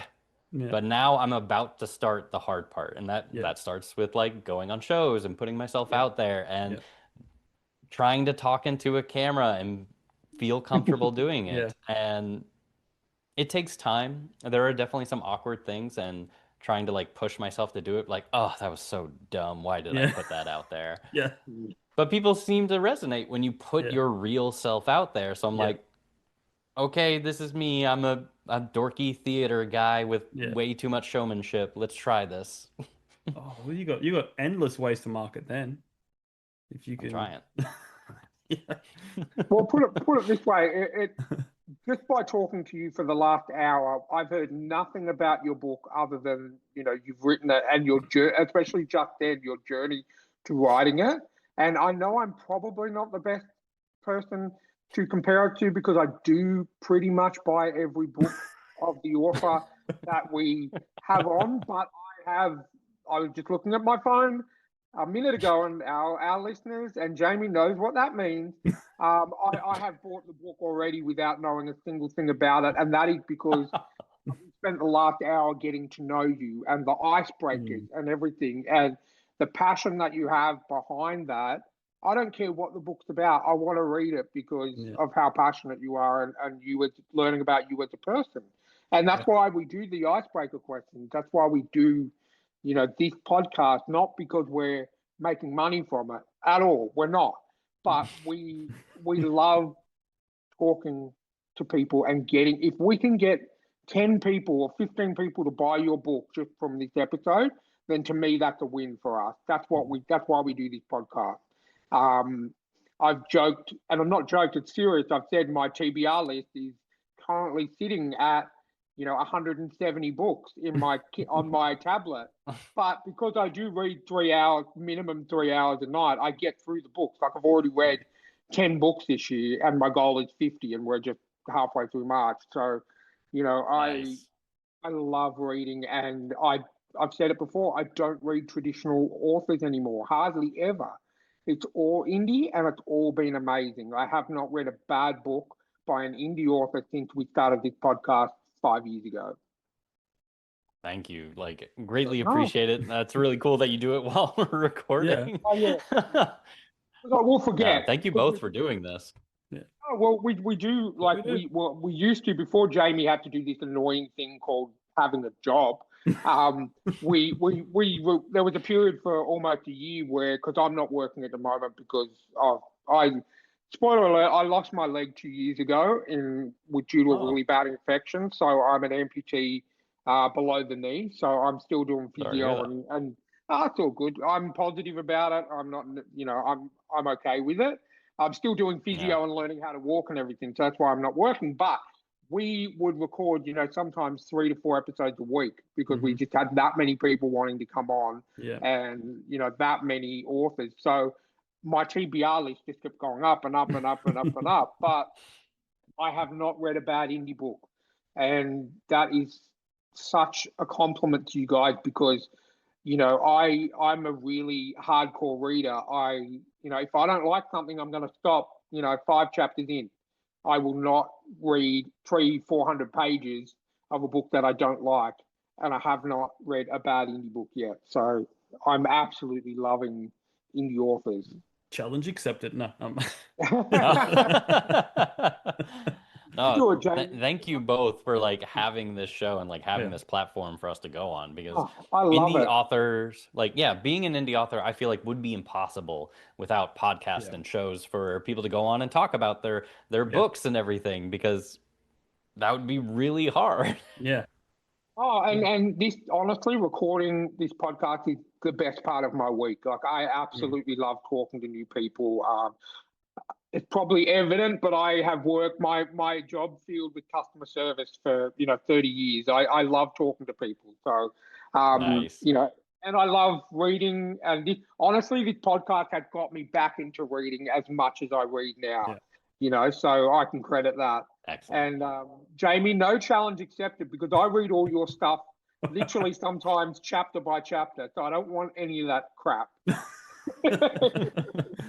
No promises. No self-deprecation. Just before we jump into your book, because it's fresh in my mind, me and Michael are actually working on a project together. Oh, okay. Yes. Yes. Are we allowed to talk about this now? Or? I don't think we are. No. It hasn't been announced yet, but we are working on a project together. We'll say there's that. a bunch of us. Yes. I'll tell you off I'm air. very excited for it. I'll tell you off air. Off air. I was going to say, because you know me, Jamie, that you can't say that and not tell me what it is because I'll tell you off air. I will pester you. I like to joke. Jamie wrote a prequel to his book Ancora, and I generally like to take full credit for it because I kept pestering him saying, you need to write a prequel about this character. You need to write it. And then he wrote it, and it's double the size of his actual mainline title. And I take full credit for that. Yeah. Nice. Inspiration comes from anywhere. It's annoying. Promotion. It is, I guess, and I have a copy of it right here. Lovely. Nice. And that's because I inspired that. And Ryan's in it. That book actually I put out a post saying who wants to be in the book, and I think I got at least 13, 15 indie authors are in there. That's cool. And Ryan, I've noticed that a trend with a lot of people do that. Adrian's Mushroom Blues has it in music cassette tapes. The Incident at Peeling Head with E.L. Montague, referencing Mike Molman. Yeah, there's a lot of those. Well, there's also Yeah, but it's still a damn good Yeah. story. Yeah. Like it's dark, but I Well, like it. it's just good to have names, you know. I know, Mhm. like, and back on Supernatural for 5 seconds. This a lot of the characters in this show are named after producers and people that work on the show. Yeah. You know, Oh, nice. I didn't know that. so like Uncle Bobby, I think it's Uncle Bobby. Yep. Yeah, Yep. Yeah. you see Bobby or Robert blah blah blah pop up in the credits, and you're like, oh, you just use we Oh, need a character nice. name. I love stuff like that. Yeah, you got to Um, pull from what you know. And right now, I know these 30 people. yeah, that's it. Um, all right, I'm gonna bring up the cover. Yep. We're Oh, gonna I'm so talk about excited. your I book. love this cover. It is stunning. Um, Yeah, I love it. I am. Massive comic book fan here, so I'm all about the art, and you can tell clearly what kind of story it is from just looking at the front cover. But one question I do like to ask is this did you actually design this cover yourself, or did you outsource it to get someone else to create the cover for you? How did that all come about? So I have a Google Doc of what I wanted onto the cover, and I sent that to my artist, Katerina Belikova. I hope I'm not messing up her last name. She's known as Ninja Joe on Instagram. Check her out. Her art is spectacular. She mostly does like a lot of sci-fi things. She'll do some video game stuff and like album covers, but she'll do book covers too. And I met her through Adrian M. Gibson, who did the interior and exterior design. So all of the lettering and everything here on the inside and the outside, that was done by Adrian, who also did excellent work. nice. Wow. Adrian has kind of become like a mentor to me in all of this. He has been very gracious and answering all of my anxiety-filled questions on how all of this works. And when I came around to starting to look for a cover, he was like, well, what kind of cover do you want? And I talked to him and I showed him my favorite cover, which is The Last Mortal Bonds by Brian Staveley. It's the second book in the Unhewn Throne trilogy. An amazing book series, amazing author. Definitely check it out if you haven't. And he told me about Katerina, who had a very similar art style and was like, perfect. And then he ran me through like make a document, have these things in it. And in my document, I have a picture where it's just three like stock photo figures in roughly those three poses, Mm, uh, just smacked onto the cover. And then I just typed up Crownfall on the top, Michael Vadney on the bottom. mm, And then I went through the design doc and I'm like, the character on the right, his name is Kindel. He looks like this. He has these clothes. This is the hair that I imagine with him. mm, And he is forming a magical dagger in his hand. Mhm. And then I went, this is Amara. This is what she looks like. This is the mm, armor I want her wearing. This is the sword I want her holding. mm, And then I went to Gellert on the left, and I was like, he's a little taller than everybody else. He has these glasses on, they're orange, and he looks roughly like this. And Katerina took that, and she just went like draft by draft by draft, slowly filling in the details. And she would send me a copy and be like, "This is where I'm at right now. This is how it looks. What do you think so far? Should I keep going in this direction?" And like 99% of the time, like, yes, this is great. Everything's perfect. Please keep going. And then every once in a while, I give a little bit of feedback and she would yeah. adjust and it was perfect. And we went through that process back and forth about like what the background would look like. And then once we finally got the cover art, I talked to Adrian about the lettering and again, we looked at other book covers about like, this is what I like about this. Mm, I love this color and just mixing in with this like bluish teal lettering with these bright orange crystals was just making it pop and I was absolutely in love with it. This is now my favorite cover. I'm biased as hell, but it yeah, is my favorite. It is so good. yeah. I So, love it when a color comes together and you just like. mhm. So did it turn out better than you imagined in your head? A million Yeah, times. yeah, Like I knew I was going to get a good fantasy cover because I'd seen Katarina's art yeah, and she's phenomenal. She's got that very like rough painterly style that I'm really into. yeah. And when she finally came out with the final product, I was like, holy shit, this is way beyond my expectations, Yeah. worth every penny that she deserves all of it and more. Like, I would not be surprised if you see more Katarina covers in the near future. Yeah, no, she does look it's incredible. It really is. I almost wish, kind of secretly wish, even though look, my Ancora cover I love, they're great artists. But Katarina could probably done a really good job of that too, you know. And it's too late now Yeah, because I'm started a series and I'm going like I want to use the same artist to keep the series the same, you know. But yeah, that's fair. Like, yeah, you always have the option of like rebranding and recovering, but yeah, like that's true. if your artist is doing great, keep Yeah, going with that. yeah, Yeah, I really like this cover because you get that, you get that feeling of these guys are a team. They're solid. Each of them has unique abilities that I'm sure they bring to the table. Mm. You've got Amara who's standing strong with the sword in her hand at the front. And then you've got the other two guys. I for whatever reason, and I apologize if it's not what it's meant, but the guy on the left hand side. I'm really Hmm. getting, Kid Flash vibes from him because I'm a massive comic book writer. Just with the Nice. orange glasses and the way that he's dressed, I'm like, this could be a small superhero team. Like that's the impression I'm getting from it. So I really, really like, and I love that art style. The hand painted kind of look. yeah. It's probably one of the better covers that I've seen. It really tells you what to expect from the story in images without having to even read the back cover. So that's what you want. You want Yeah. it to jump out and grab people in the bookshop Mm. or on Amazon and Yeah. go, "You're going to want to read this because look at this." You Yeah, should you should I you love should it put so that on the much. cover. You should put that on the cover. You want to read You should this. read this. Because of this. Because look at this. You should read. Well, I was very fortunate to get blurbs from the full SFF Addicts hosts. Oh, On that's the front, cool. I have MJ Kuhn, and on Yeah. the back there, I have Greta Kelly and Adrian. And they'll tell you it should be on your TBR. That's what MJ says right there on the front. Yeah. Listen to her, people. Yeah, That's no, a bit. I'm really excited to dive into it. My main two favorite writing genres is horror for sure, and then fantasy because Nice. fantasy. I was lucky enough in high school in year 11 and 12 to be able to read Lord of the Rings, The Fellowship of the Ring as part of my schooling, Hmm.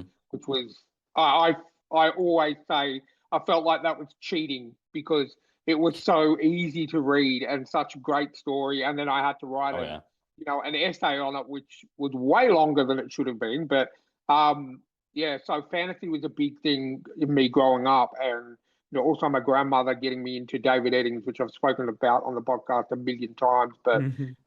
I absolutely love David Eddings as a fantasy writer, and I'm really, really looking forward to reading this book. I really appreciate that. I'm super looking forward to it. It's getting out there with like art copies right now, and I'm starting to see it in the wild in people's hands. Mm. Um, like by the time this episode airs, though, I think I'll have the physical proofs in hand, Yeah. and I'm just so looking forward to that. I know it's going to be emotional, and I'm very excited. Awesome. So why don't you tell us Mhm. about what's in the book? We've looked at the cover. What's in there? What's the Yes. plot? What's the story? We know a little bit about the characters, but Ye- what's the Yes. overall So story? Crownfall is about a thief, a noble lady, and a magical engineer as they are pulled into revolting against the viceroy of their nation, Mm. who is about to complete a 10-year plan for domination. That's pretty cool. And it's what's Oh, funny is that when you named those characters and who they were, I knew exactly who they were. Like, yep. you Yeah. know, I know the thief.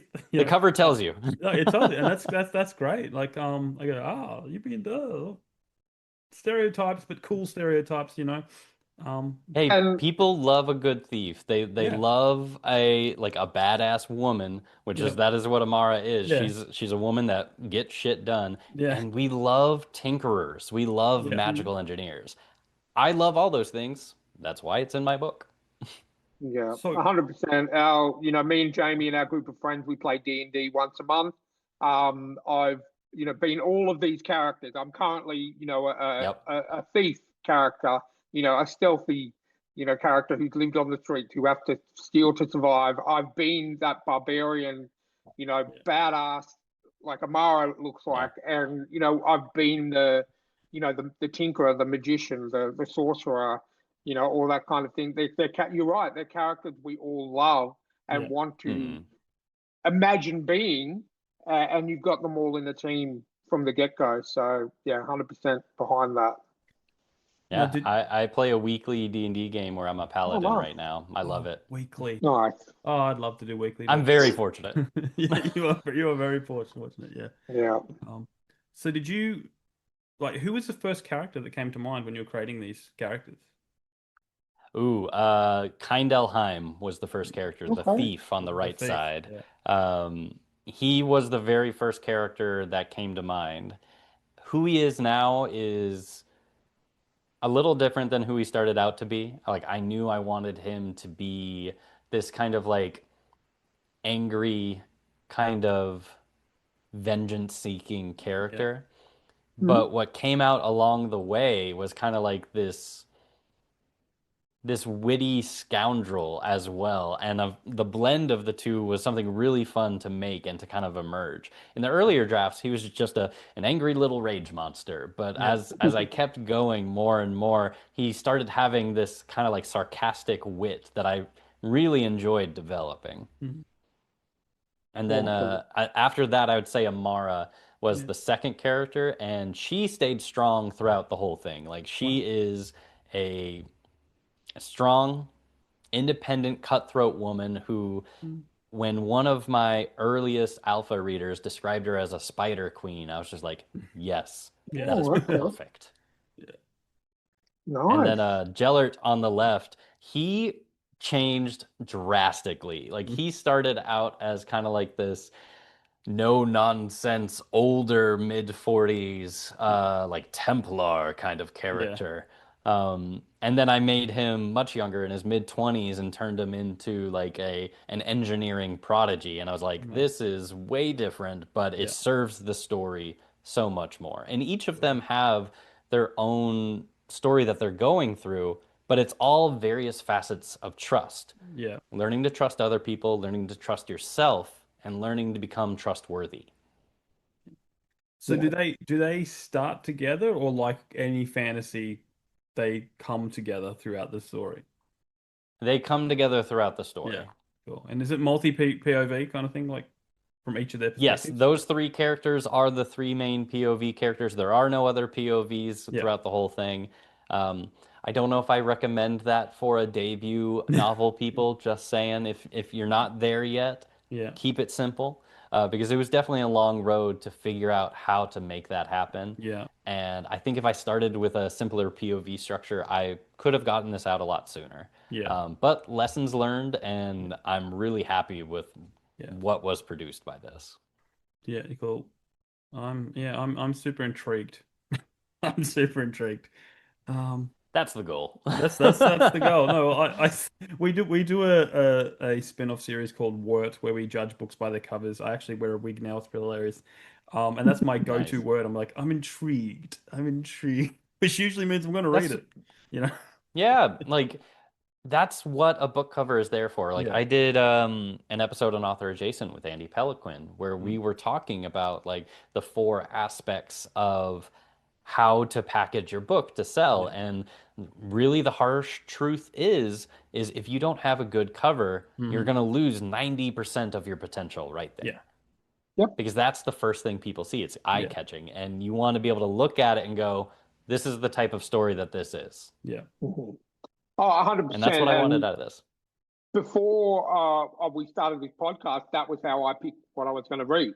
100% the cover.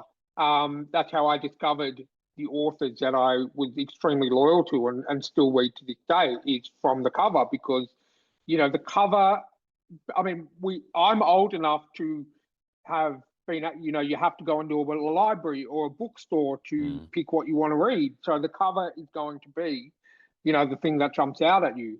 especially for younger readers who don't have the time to sort of read the back of every single book to decide what they want to read. It's the cover that jumps out at you. And I can definitely tell this cover definitely jumps out to me. I mean, I identified with a few things on the front cover immediately when I actually bought it before even, seeing it on this scale. And I really feel like this is going to be a really good read.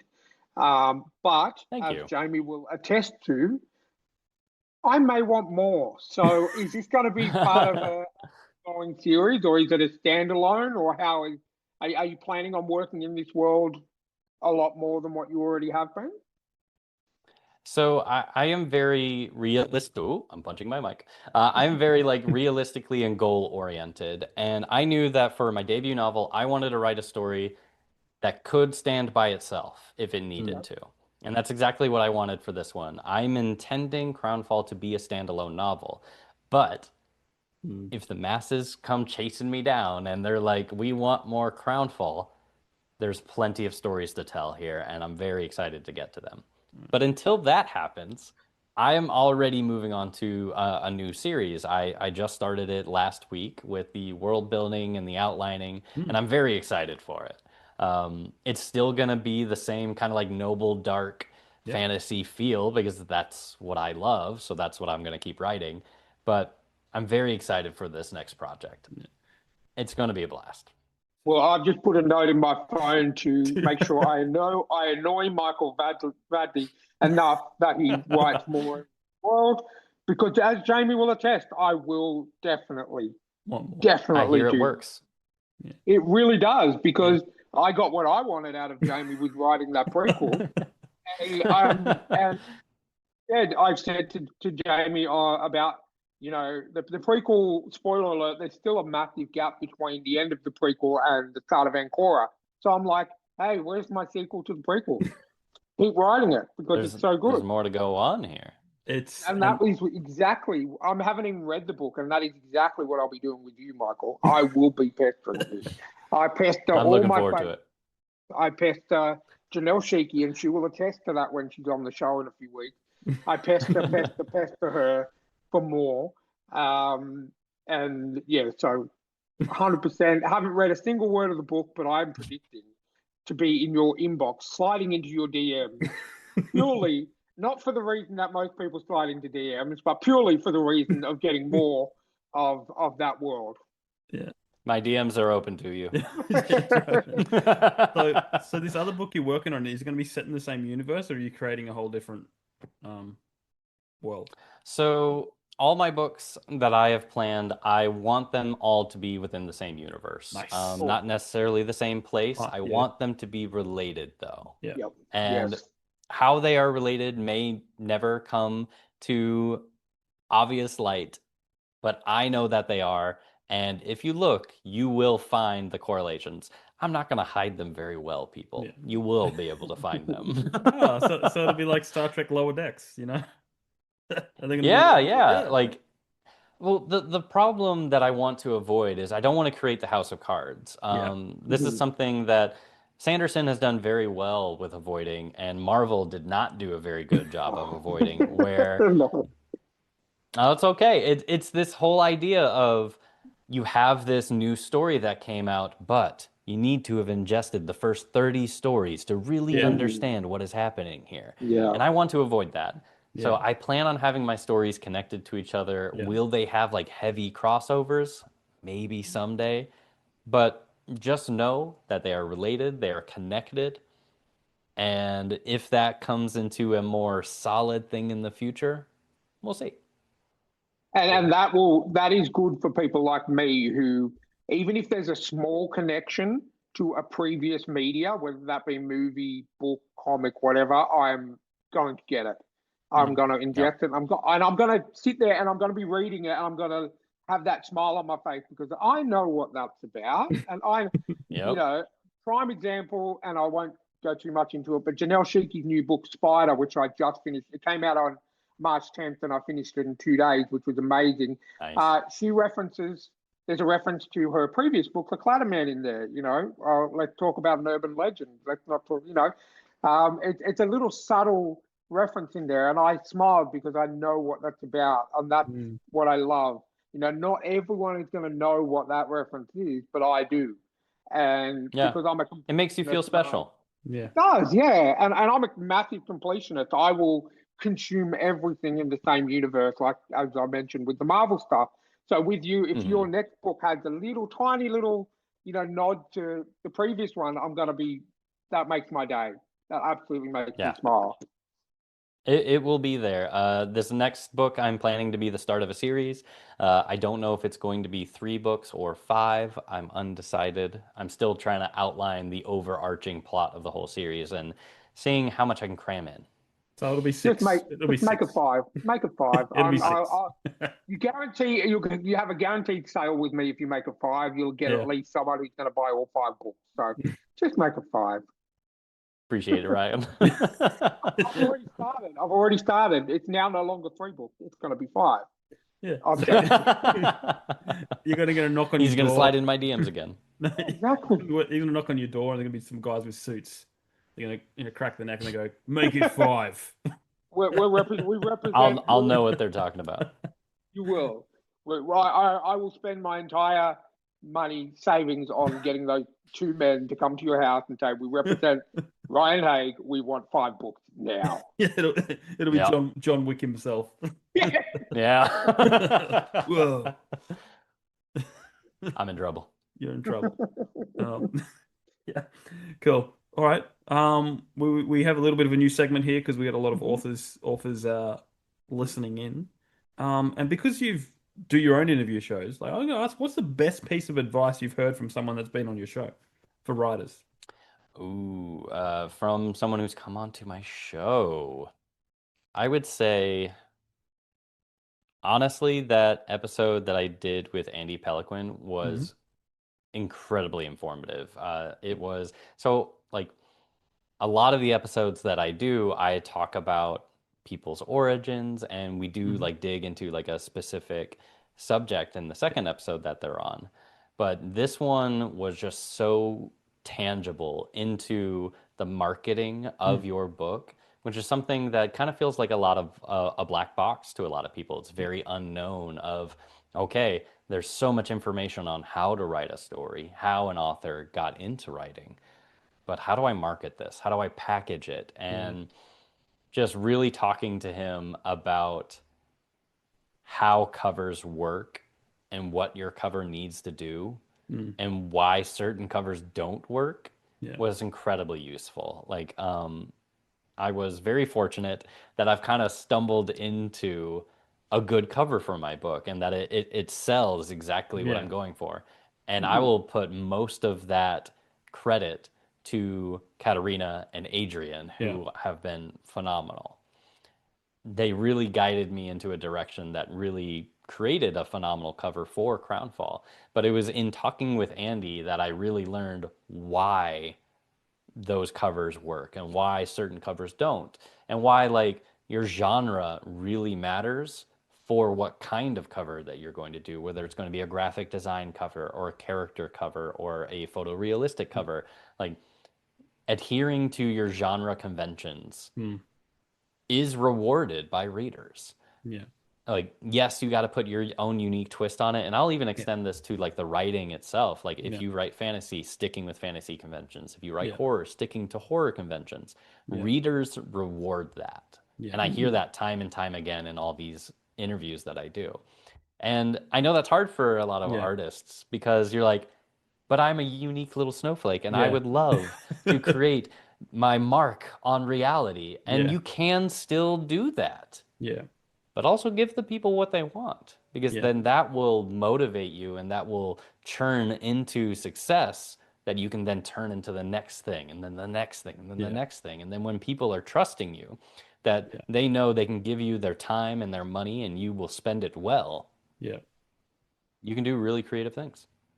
Yeah, that's it. It's finding that balance between trying to stand out but still stay within the boundaries of, you know, what people love, you know.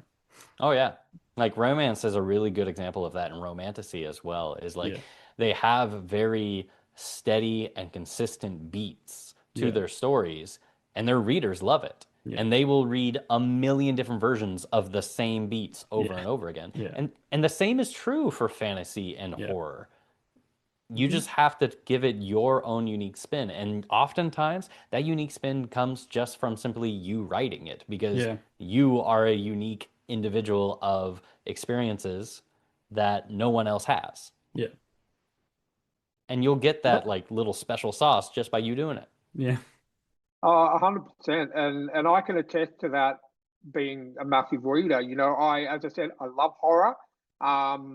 I started reading my now favorite horror author, who I always mention, Janelle Sheikey. I read her book, The Clatterman, first, which was her current release at the time. And that's in a genre where I love. It's you know, it's like your Friday the 13th. It's like your Halloween. There's a character that has a really violent backstory.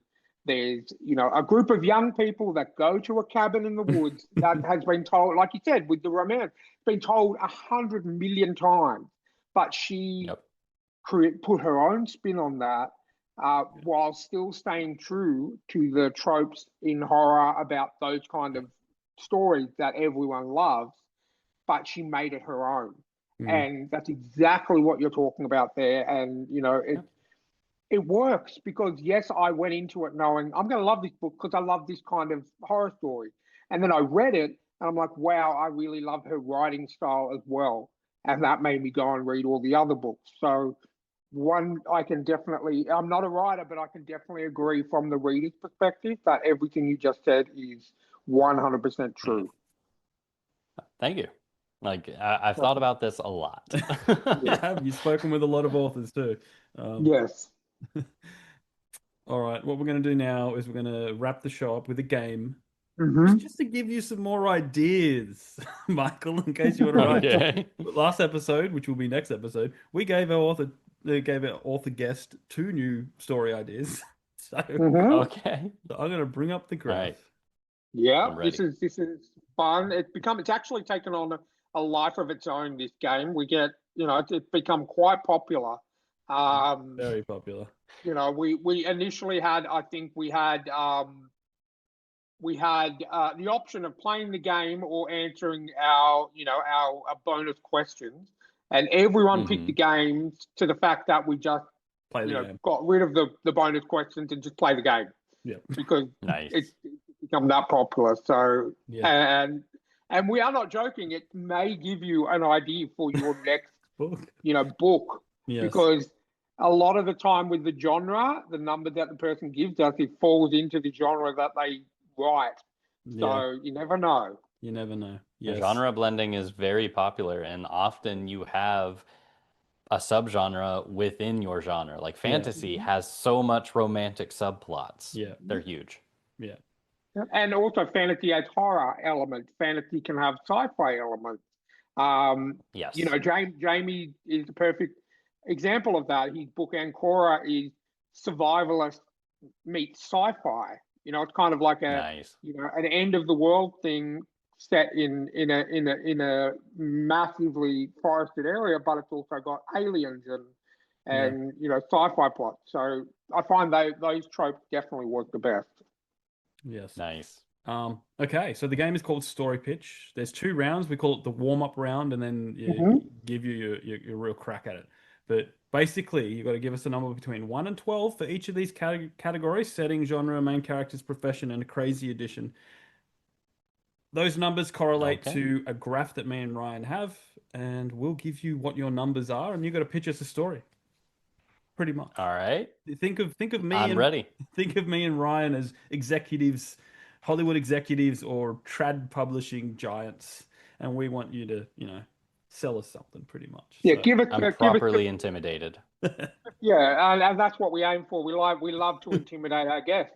But yeah, just you know, you've come up with a basic outline of the story, and you want to get the funding to make the Netflix show or to write the next series of books, and we're the people that are going to give you the money. So we want you to sell it, give us the outline and pitch of the story, and we will say yes or no. Yes. So I'm ready. when Let's you're do it. ready, give us 4 numbers between 1 and 12.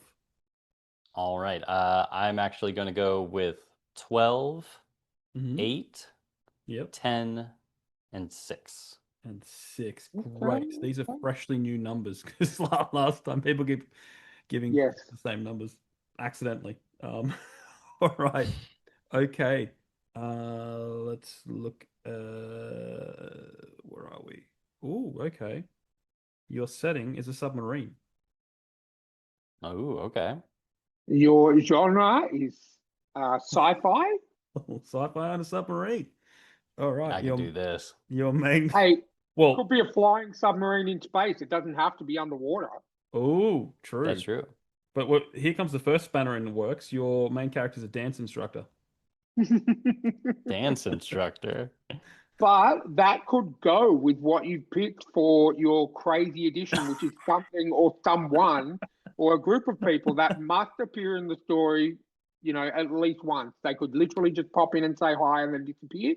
But your crazy edition is the entire cast of Hamilton, the musical. Oh, this is perfect. Okay. I think I got this. Okay, well, I'll give you a second. Just we like to give our guests, especially the audio listeners, a little bit of a what do you call it? Like this is what we got. This is what's going to come. We've got a sci-fi set on a submarine. Your main character is a dance instructor, and you must have the entire cast of Hamilton the musical. So I'm ready. pitch away. Okay. This is going to be a sci-fi twist on the producers. It takes place on a massive submarine inspired by the space cruise ship from The Fifth Element. But it is under a purple ocean and has full glass windows on many of the rooms. The main character, the dance instructor, needs to do her part to get this massive production into motion. And the reason that they need to do it is because the president of the universe is coming and they are going to judge the funding of the submarine based on how good this show is. And they amazingly somehow managed to book the entire cast of Hamilton as backup dancers for this. It doesn't matter if they have dancing experience, that's what they're doing. Wow. Okay. I'm gonna say, I'm gonna give you a 4-season, 12-episode Disney Plus TV show for that. Wow. With a 12. budget of, let's say, $1.5 million per episode. So that's pretty good. Oh, you want more? No, I'm gonna A little bit. I'm gonna need to see at least Iron Man in that show to give you more money. Well, that was very Done. He's the director. That's very generous of you, Ryan, because Disney Plus is usually like 8 to 10 episodes, and you're like 12. Jeez. Yeah. No, I'm gonna give it 12 because there are some shows on Disney Plus, Daredevil Born Again, that need more than 8 episodes per season. So I'm gonna give you 12 because 12 I feel is a good medium. Netflix generally do between 10 and 12. I feel like 12 episodes is a good amount of time to tell a good story. Excellent. We can tell a great story with that. Yeah. I'd watch it. All right. Round 2. This is a big one. You can give us the same numbers or new numbers. The graph's different. The results will be different. It's completely up to you. I'll give you new numbers. I will do 1, 3, 9, and 7. And 7. 1, 3, 9, and 7. Okay, we get this a lot. I'm definitely gonna have to shift this around next time so we can get some different results. But your setting is a community radio station. Okay. Your genre is historical fiction. Okay. Okay, your main character, we had this last time, a door-to-door salesman. And sticking with the musical theme, your crazy edition, which is something or a group of people that must appear in the story at least once, is a glee club. Okay. So it's a historical fiction set in a community radio station. Your main character is a door-to-door salesman, and you must have a glee club. Okay. So it's a historical fiction, but it needs to be technologically advanced enough to have a community radio station. So we're gonna go. God, what's a good historical period with radios? I'm gonna go with the Glee Club. And sorry, Start what's over. my main character again? Door-to-door Door-to-door salesman. salesman. Yes. So we're gonna go with a historical fiction about World War One. He is a door-to-door bonds salesman, and he goes to the door of a community radio station where he finds that it is absolutely falling apart. And this is a man who's lost his wife, he's lost his family, he's really just trying to like build up his life again after losing everything. And then he finds this opportunity of this community radio station of they are also down in the dumps. And a small part of him believes that if he could fix this radio station, he can fix his life too. And so he comes up with a bunch of ideas. He's a salesman. He's been going door to door selling hammers and refrigerators and everything in between. And now he's up to bail bonds or bonds from the government. And now he's going to invest everything he can into making this community radio station work. And his big move is we're going to do a live production, 24 hours of tons of shows. We're going to do talk shows. We're going to do radio. And you know what? We're going to do a glee club where they sing for 3 hours long and just over and over again. We're going to raise a bunch of money and we're going to use it to, one, buy bonds from the government so that we can support the war and everything that's happening. And two, save this community radio station. And then hopefully his wife will take him back after that. Nice. Okay, I'm very happy. definitely, I am. I'm seeing Tom Hanks as the door-to-door salesman. Tom Hanks would be perfect for this role. He's got that, you know, the presence to do a role of that magnitude. I'm seeing the entire cast of Hamilton as the Glee Club, so tying that into the first. Bring him back. We have their contract for another 6 months. Let's keep him on. Exactly. They're set in, though both stories are set in the same universe, just thousands of years apart. I'm saying, okay, let's do a big budget, the big budget film. I'm going to say, let's give you a budget of maybe 50 million. 50 million. I could probably do something with 50 million. Yeah. We're just going to squeeze by, though. Yeah. Okay. You're going to be that movie's going to be one of those movies where it's done on a smaller budget and it just makes it a truckload of money. So then you're guaranteed everything. So it'll be set entirely inside the community radio station. Like that'll be the whole. Yes. You know? Yeah, because I suppose it's going to be like a really old building. Yeah. There you go. Just abandoned buildings all around. Save money.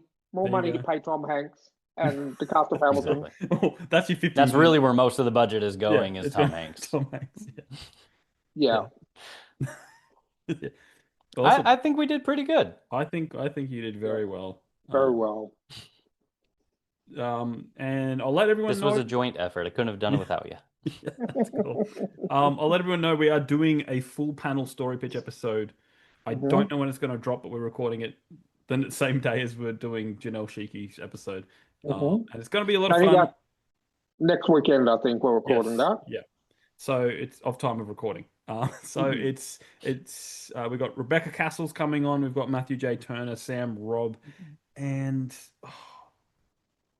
David Cornworth. Okay.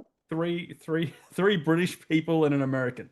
That's what we've got coming on. Two of those British people are from our shores in Australia. So I know it's ridiculous. All these UK people coming to our country, writing our books. It's just ridiculous. Yes, it's crazy. It's crazy. And you guaranteed a lot of swearing if Matthew J. Turner's coming back on because I think he's part of our most explicit episode ever. So that was fun. He's a proper Brit. He definitely is. Awesome. Well, thank you for joining us, Michael. It's been a blast. Thank you for sticking around for almost 2 hours. Yes. just to have a great chat and to learn more about you and your book. We're at the end of the show, so we give you the floor to plug whatever you want to plug. Tell our listeners and viewers where they can follow you and keep up to date with what you're doing. Of course. First, thank you so much for having me onto the show. Yes, I am Michael Vadney. You can find me on all the socials at Michael_Vadney. You can also find Author Adjacent on X and YouTube at Author Adjacent. But the big news, the big reason why we're here is that Crownfall, the new adult noble dark fantasy, comes out April 28th. I'm super excited to give it to you all and put it in your hands. I have ARC signups right now if you wanted free early access to it in exchange for a honest review. And you can pre-order it at michaelvadney.com/store. Awesome. Well, I will leave all of the notes down. I'll leave all that links down below in the show notes, guys. Please check that out. Support Michael. Support a great indie author with a great cover. And until next time, keep supporting those indie authors. Please check out our sponsors, Rebecca Castles, Martin Kearns, our honorary sponsors, Janelle Sheeky and Alexander Robb. All the links are below. Buy Ryan's shirt, and you too can live the dream. And we'll catch you on the next episode.